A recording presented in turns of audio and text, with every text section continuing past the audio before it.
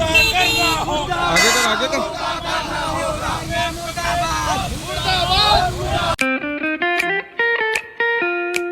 खुश है तो फिर खुशी मना ले, छोटा बड़ा केक मंगा ले, संगम में मिलता है बढ़िया केक, संगम में मिलता है बढ़िया केक।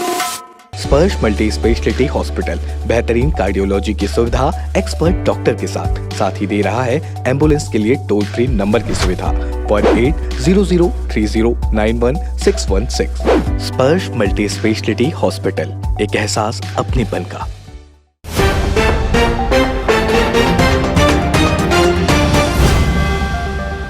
छत्तीसगढ़ के इतिहास में पहली बार युवाओं ने नग्न होकर प्रदर्शन किया। पुलिस ने उन्हें गिरफ्तार भी कर लिया।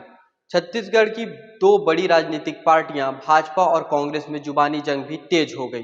भाजपा के आईटी सेल ने प्रदर्शन के वीडियो को इस तरीके से प्रचारित किया कि देखकर ऐसा लग रहा है कि छत्तीसगढ़ का युवा जो है वो कांग्रेस सरकार से इस हद तक परेशान हो गया, मजबूर हो गया कि उसे ऐसा कदम उठाना पड़ा।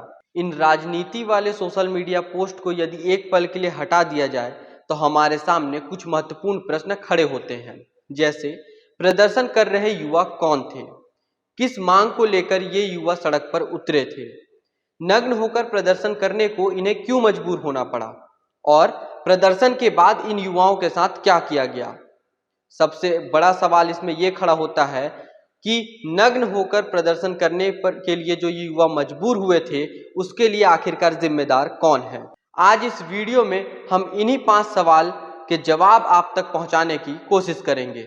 बता दें, प्रदर्शन कर रहे युवा और कोई नहीं बल्कि प्रदेश के ही ST/SC वर्ग के 29 युवा थे जो विधानसभा का मॉनसून सत्र शुरू होते ही विधानसभा घेराव करने पहुंचे थे ताकि सरकार का ध्यान आकर्षित कर सकें अपनी ओर और अपनी मांगों को पूरा करवा सकें। प्रदर्शन कर रहे युवा चाहते हैं कि जो भी लोग ST/SC वर्ग का फर्जी जाति प्रमाण पत्र बनवा करके नौकरी कर रहे हैं या फिर नौकरी का लाभ अब तक ले चुके हैं उनके खिलाफ सख्त कार्रवाई की जाए, क्योंकि कहीं ना कहीं उन लोगों ने इन युवाओं का हक छीना है। ये विवाद आज का नहीं बल्कि सन 2000 से चला आ रहा है। पहली बार जब फर्जी जाति प्रमाण पत्र ST/SC वर्ग का बनवाकर कुछ लोगों द्वारा नौकरी का लाभ उठाया जा रहा था तब शिकायत दर्ज कराई गई थी। शिकायत मिलने के बाद तत्कालीन सरकार ने जांच समिति बना दी।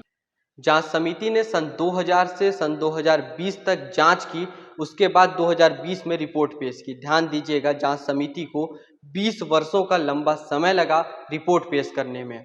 एक मीडिया रिपोर्ट की माने तो इसमें उन्होंने 758 प्रकरण दर्ज किए जिसमें से 659 मामलों की जांच की गई और 2020 में जो रिपोर्ट सामने आई है उसमें 267 लोगों को दोषी पाया गया जिन्होंने फर्जी जाति प्रमाण पत्र ST/SC वर्ग का बनवाया था और नौकरी कर रहे थे। कुछ लोग अभी भी नौकरी कर रहे हैं और कुछ लोग इसमें से रिटायर हो चुके हैं। यदि मीडिया रिपोर्ट की माने तो जांच समिति में जिन 267 लोगों को दोषी बताया गया है उन 267 लोगों में से 44 लोग खेल एवं कल्याण विभाग में हैं, तो वहीं 18 लोग BSP यानी भिलाई स्टील प्लांट में काम कर रहे हैं और 14 लोग कृषि विभाग में हैं, तो वहीं 14 लोग सामान्य प्रशासन विभाग में हैं। बाकी के बचे लोगों में से कुछ लोग रिटायर हो चुके हैं तो अन्य लोग किसी इक्का दुक्का अलग अलग विभाग में अभी भी काम कर रहे हैं।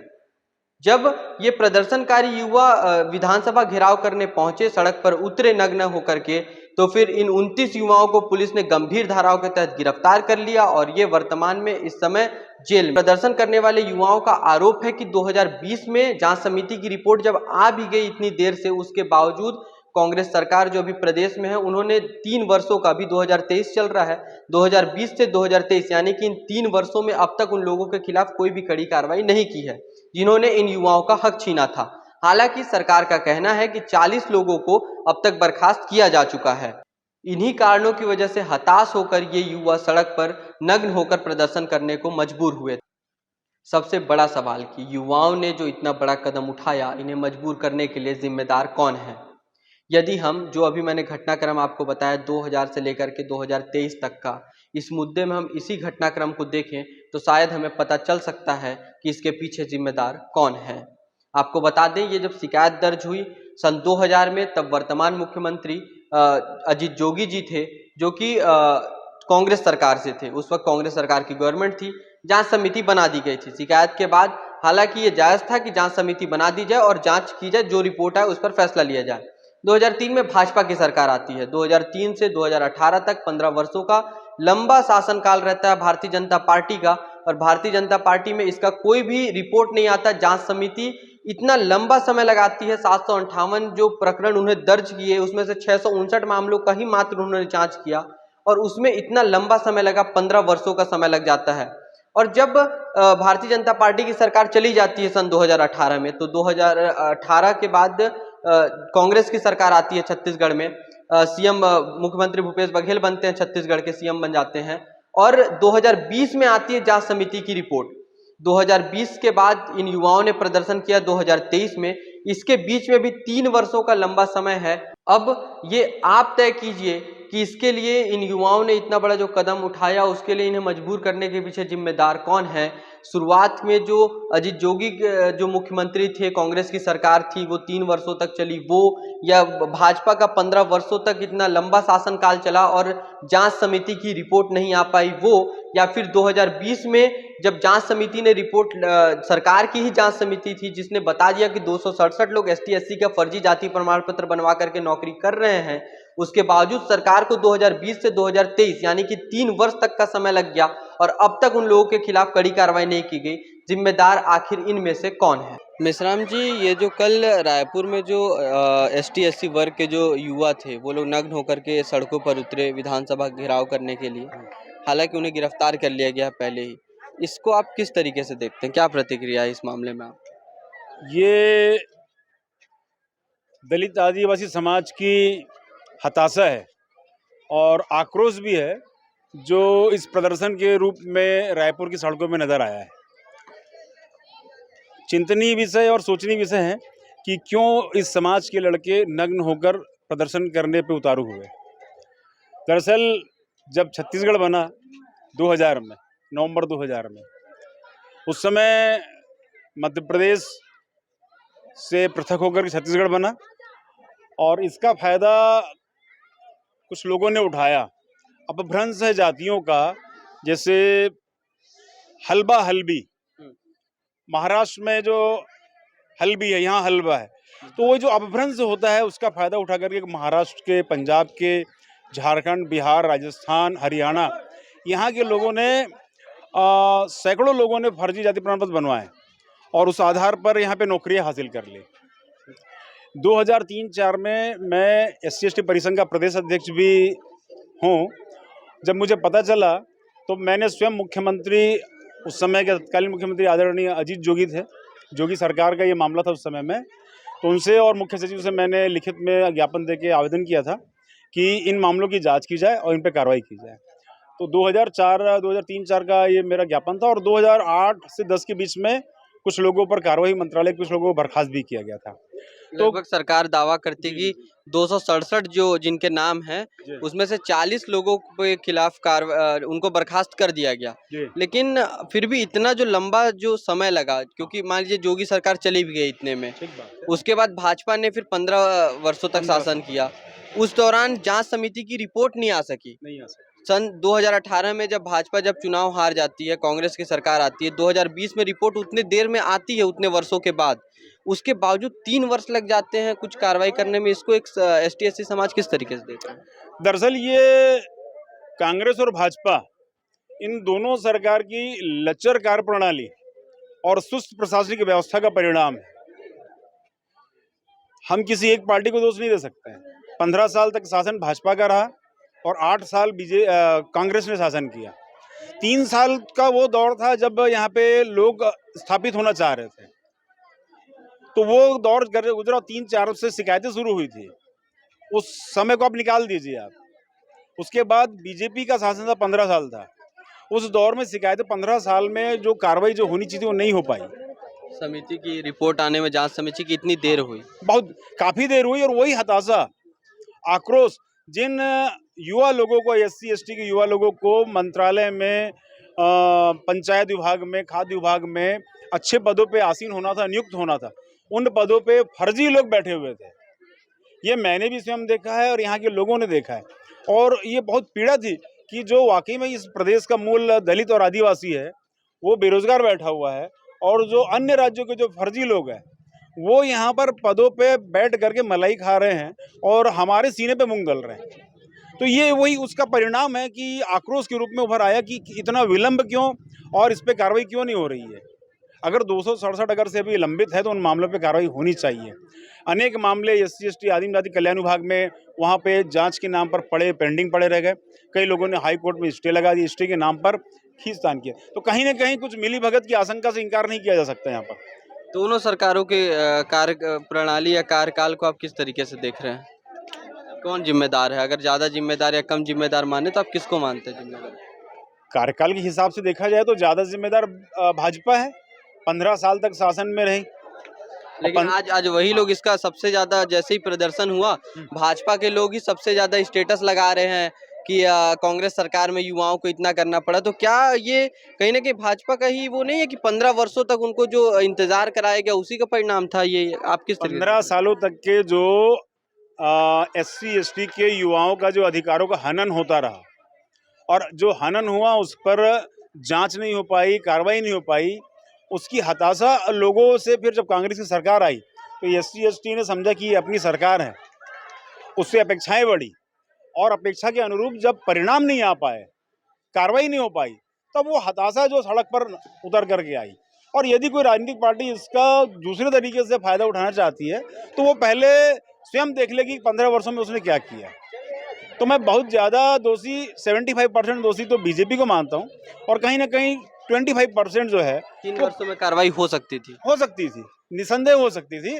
इस मामले में कहीं ना कहीं कांग्रेस सरकार में भी जो अभी सरकार में जो पदाधिकारी बैठे हुए हैं उच्च पदों पर, उनका भी कहीं ना कहीं दोष है। कहीं कहीं लचर जो कार्यप्रणाली है और बहुत ही कमज़ोर ढीली प्रशासनिक व्यवस्था है, उसका परिणाम है जो SC ST समाज के लोग जो है कुपित होकर के, पीड़ित होकर के सड़कों पे उतर के आए हैं। उन्होंने, वैसे मैं ये कहना चाहूँगा कि अन्याय और जो अधिकारों का हनन है, इसके खिलाफ आवाज़ उठाने का जो अधिकार संवैधानिक अधिकार है, डॉक्टर बाबा साहब अम्बेडकर ने दिया है संविधान के तहत कि प्रति अभिव्यक्ति की आज़ादी। तो ये जो हम आज़ादी दी है बाबा साहब अम्बेडकर ने, जिस अधिकार के तहत जंतर मंतर पे संविधान की प्रतियां भी जलाई जा सकती है, वो अधिकार भी बाबा साहब अम्बेडकर ने संविधान में दिया है। संवैधानिक अधिकार जरूर है, लेकिन संवैधानिक अधिकारों की प्राप्ति के लिए हमें संवैधानिक तरीके अपनाए जाने चाहिए।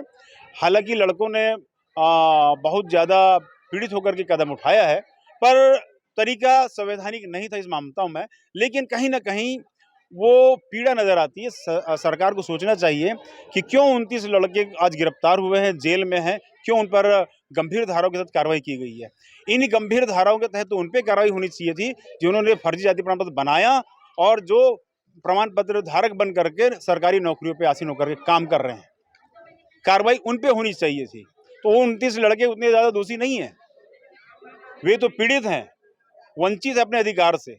वो सरकार का ध्यानाकर्षण कराना चाह रहे थे। मैं आपको बताऊं, विदेशों में, हमने आज तक विदेशों में पढ़ा था कि वहाँ की महिलाएं अर्धनग्न होकर प्रदर्शन कर रही है और पुरुष वर्ग पूर्ण नग्न होकर प्रदर्शन कर रहे हैं। आज पहली बार भारत के इतिहास में कह रहा हूँ मैं, और छत्तीसगढ़ राज्य में, कि 29 लड़के पूर्ण नग्न होकर के जो प्रदर्शन किए हैं, ये बहुत ही एक ऐतिहासिक, इसे प्रदर्शन कहें या तकलीफ कहें, बहुत ही सोचनीय विषय है। सरकार को सोचना होगा। और मैं वर्तमान कांग्रेस सरकार से आग्रह करता हूं कि इस मामले में बहुत ही गंभीरता से चिंतन करके जो लंबित मामले है उसका तत्काल निराकरण हो और जो दोषी तत्व है, चाहे वो अधिकारी जिन्होंने गलतियां की हैं, उन पे कार्रवाई हो, और जो फर्जी प्रमाण पत्र का उपयोग कर रहे हैं और नौकरी पे है, उनको तत्काल बर्खास्त किया जाए और हाई कोर्ट के जो मामले जो स्टे हैं उनको वेकेंट करके उन पे कार्रवाई की जाए। छत्तीसगढ़ में जो भूपेश बघेल की सरकार चल रही है, ये सरकार उदासीन है और जब से ये आए हैं तब से जातिवाद का जहर इस छत्तीसगढ़ की फिजाओं में इन्होंने घोला है।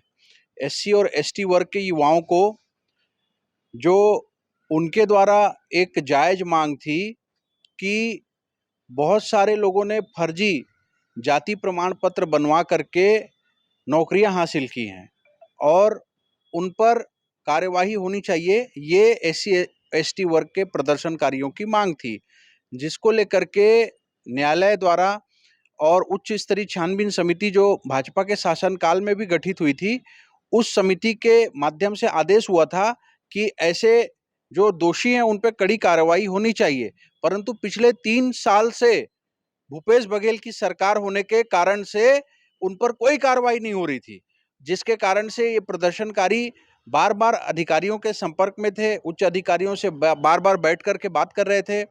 तो उच्च अधिकारियों ने दबी जुबान में इस बात को उन्हें बताया कि कार्रवाई ना करने को लेकर छत्तीसगढ़ की सरकार का हम पर दबाव है और छत्तीसगढ़ की सरकार के संरक्षण में जो फर्जी जाति प्रमाण पत्र से नौकरी हासिल किए थे और ऐसे जो लोग थे इन पर कार्रवाई नहीं हो रही थी। इन्होंने कई बार ज्ञापन सौंपा। जो प्रदर्शनकारी लोग थे, एससी एसटी वर्ग के जो युवा साथी थे, उन्होंने कई बार ज्ञापन सौंपा, कई बार उन्होंने शांतिपूर्ण प्रदर्शन भी किया, मौन प्रदर्शन भी किया। परंतु 3 साल बीत जाने के बाद जब कुछ नहीं हुआ, तब मजबूर हो करके विधानसभा के मार्ग पर नग्न प्रदर्शन जो युवाओं के द्वारा किया गया, जिसको लेकर वहां गुजरने वाले आसपास के जो लोग थे, उनकी आंखें शर्म से झुक गई, उनकी आंखें शर्म से झुक गई। मगर ये जो सरकार है, ये कुंभकर्ण की नींद में सोई हुई सरकार है और ये सरकार को शर्म नहीं आ रही है। ये सरकार जो है एससी और एसटी वर्ग के युवाओं के हित से कोई सरोकार नहीं रखती है। ये सरकार एससी और एसटी वर्ग के युवाओं के प्रति कोई संवेदनशीलता नहीं रखती है। जेपी जी, मैं इसमें एक सवाल पूछूंगा आपसे कि ये जो मामला आप लोग बता रहे हैं कि 2020 में रिपोर्ट आई, 2023 आ गया, 3 साल हो गए। हालांकि इसका जवाब कांग्रेस से लेंगे हम कि 2020 में जब उन्हीं की सरकार द्वारा बनाई ही जब जांच समिति थी, उसने ही जब बता दिया कि 267 लोग हैं, 267 लोग हैं जो फर्जी प्रमाण पत्र बनवा करके नौकरी कर रहे हैं। कुछ लोग तो उसमें से रिटायर भी हो चुके हैं और अब तक उसमें से सरकार का दावा है कि 40 लोगों को बर्खास्त कर दिया गया, लेकिन फिर भी अन्य लोगों को क्यों नहीं किया गया। परंतु वो मामला आज का नहीं चल रहा, सन 2000 से चल रहा है। उसके बाद भाजपा ने भी 2000 के बाद जब भाजपा की सरकार आई छत्तीसगढ़ में और वो 15 वर्षों तक यहाँ पे शासन किया भाजपा ने, तो इतना लंबा समय जांच समिति को क्यों लगा ये पता लगाने में कि 267 लोग जो है वो फर्जी जाति प्रमाण पत्र बना करके नौकरी कर रहे हैं। देखिए, ऐसा है कि सबसे पहले आपको बता दूं कि जब छत्तीसगढ़ राज्य का गठन हुआ तो अजीत जोगी जी मुख्यमंत्री थे, जो कि कांग्रेस पार्टी के थे और जाति प्रमाण पत्र में झोल का जो मामला है वो कांग्रेस की ही देन है और फर्जी जाति प्रमाण पत्र के आधार पर जो उन्होंने सत्ता हासिल की, चुनाव लड़ा, ये विवादित भी विषय रहा। कांग्रेस की भूमिका शुरू से संदिग्ध रही। 2018 में भूपेश बघेल की जब सरकार आई है तो उन्होंने भी जाति प्रमाण पत्र वाले मामले को ठंडे बस्ते में डाल दिया और ये लोग एससी और एसटी वर्ग के लोगों को बार बार परेशान कर रहे हैं, दबा रहे हैं। ये छत्तीसगढ़ में छत्तीसगढ़ियावाद की बात सिर्फ करते हैं। अगर असली छत्तीसगढ़ियावाद किसी ने किया है तो भारतीय जनता पार्टी की सरकार ने किया है, क्योंकि मध्य प्रदेश को पृथक राज्य बना करके छत्तीसगढ़ राज्य बनाकर छत्तीसगढ़ियों का जो सम्मान दिलाया वो भाजपा की सरकार ने दिलाया, अटल बिहारी वाजपेयी जी ने दिलाया और डॉक्टर रमन सिंह जी ने 15 वर्षों तक छत्तीसगढ़ के जनता की निष्काम भाव से सेवा की। तो उन्हीं 15 वर्षों में क्यों नहीं जांच समिति की रिपोर्ट आ गई? आ जाती, आप लोग ही फैसला कर देते, आप लोग ही कार्रवाई कर देते। देखिए, ऐसा है कि न्यायालयीन प्रक्रिया में काफी समय लगता है। पहली बार जब सरकार आई उस समय ही इस प्रकार के मामले जब आए तो उच्च स्तरीय छानबीन समिति का गठन हमारे डॉक्टर रमन सिंह जी की सरकार में हुआ और जांच हुई और बहुत सारी एजेंसियों ने लगा, कई सूत्रों से जानकारियां प्राप्त हुई, फर्जी जाति प्रमाण पत्र की भी जांच हुई, उच्च स्तरीय जांच हुई और दोषियों पर कार्रवाई जो है उस समय भी हुई है। ऐसा नहीं है, भाजपा की सरकार में आप अगर आंकड़े उठाकर देखेंगे तो इस प्रकार जिन्होंने फर्जी तरीके से नौकरी हासिल की थी और सरकारी विभागों में काबिज हुए थे, उन पर कार्रवाई भाजपा की सरकार में हुआ है। प्रश्न चिन्ह यह है कि अभी वर्तमान में जो विधानसभा में नग्न अवस्था में युवाओं ने दौड़ करके अनिला भेड़िया जी के काफिला के सामने जो प्रदर्शन किया और इनके रुद्र गुरु जो कैबिनेट के मंत्री हैं उनके सामने जब प्रदर्शन किया तो उन प्रदर्शनकारियों पर प्रतिबंधित धाराएं लगा दी गई, उन पर ऐसी ऐसी धाराएं लगाई गई हैं जो कि गैर जमानती धाराएं भी हैं। तो क्या ये उचित है? क्या लोकतंत्र में अपनी बात रखने का अधिकार नहीं है? इतना ही नहीं, जब प्रदर्शनकारियों को पकड़ा गया तो उनके मोबाइल को भी जब्त किया गया और उस मोबाइल में ये चेक किया गया कि उनकी वीडियो तो नहीं है और उनकी वीडियो को भी डिलीट कराया गया और ये भी फरमान इस तानाशाही सरकार के द्वारा जारी किया गया है कि ये वीडियो वायरल नहीं होना चाहिए और इनके द्वारा ये बोला जा रहा है कि यदि कोई व्हाट्सएप ग्रुप में इस वीडियो को वायरल करता है तो उस पर भी कड़ी कार्रवाई की जा सकती है। ये कैसी सरकार है जो कि जनता की आवाज को दबाने का लगातार काम कर रही है। ये सरकार जो है पूरी तरह से उदासीन है। SC ST वर्ग के हितों से इनको कोई सरोकार नहीं है। आखिर में अगर भाजपा की सरकार आती है तो क्या वो उन 267 जो रिपोर्ट में आए हैं कि फर्जी क्या बोलते हैं उनके पास दस्तावेज थे, जाति प्रमाण पत्र बनवा के नौकरी का लाभ उठाए और जो लोग रिटायर हो गए, क्या भाजपा कार्रवाई करेगी? देखिए, छत्तीसगढ़ में जो हमारे भाजपा के प्रदेश अध्यक्ष हैं माननीय अरुण साव जी ने स्पष्ट रूप से इस घटना के बाद में बयान जारी करके कहा है कि हमारा जो चुनावी घोषणा पत्र बन रहा है उसमें हम इस विषय को अपने चुनावी घोषणा पत्र में शामिल कर रहे हैं और जब भाजपा की सरकार 2023 में बनेगी तो सबसे पहले इस काम को किया जाएगा। ये भाजपा के संकल्प पत्र में शामिल हो चुका है, ये भाजपा के संकल्प पत्र में शामिल हो चुका है और इनके द्वारा लगातार ये केवल तुष्टीकरण की राजनीति करते हैं। अभी इन्होंने प्रदेश अध्यक्ष दीपक बैस जी को बनाया और पहले जो PCC के अध्यक्ष थे मोहन मरकाम जी को हटाया। ये बोलते हैं हम आदिवासी के हितों की रक्षा करते हैं, हम बस्तर संभाग में संतुलन का ध्यान रखते हैं। अरे भाई, SC ST वर्ग और पूरे छत्तीसगढ़ में जो लोग हैं, जो SC और ST वर्ग के लोग हैं, उनके हितों की रक्षा आप क्यों नहीं कर रहे हो मुख्यमंत्री जी? और जो माननीय मुख्यमंत्री जी के पूज्य पिताजी हैं वो भी ऐसे बयान जारी करते हैं जिससे कि इन जातियों में वैमनस्यता फैले और वर्ग और वर्ण भेद की बात ये करते हैं और आपस में मूल निवासी जैसा शब्द ला करके ये केवल जहर घोल करके तुष्टीकरण की राजनीति करके कांग्रेस के पक्ष में कैसे वोट मिले, भाजपा के इसकी चिंता संकल्प पत्र करते में हैं। आएगा तो कार्रवाई करेगी ना भाजपा? भारतीय जनता पार्टी कृत संकल्पित है और भाजपा ने कभी भी जो भी घोषणा पत्र संकल्प पत्र जारी किया है उसका अक्षर से पालन भी किया है। इस बार भी जो भाजपा के संकल्प पत्र में ये विषय आया है इसका अक्षर से पालन होगा, इसमें कोई संदेह नहीं है। देखिए, कांग्रेस पार्टी न्याय दिलाने की जो सरकार है निरंतर सबको न्याय दिलाने का काम कर रही है। अगर किसी भी प्रकार का अवैधानिक काम हुआ है और जांच कमेटी ने रिपोर्ट में दिया है तो आप आश्वस्त रहिए कि हमारे न्यायप्रिय मुख्यमंत्री आदरणीय भूपेश बघेल जी और छत्तीसगढ़ की कांग्रेस सरकार इस पे जरूर जो न्याय है उसके पक्ष में ही फैसला लेगी। और जिस तरह का प्रदर्शन हो रहा है ये प्रदर्शन वैसे अगर मेरे एक साधारण भाषा में कहेंगे तो अशोभनीय है।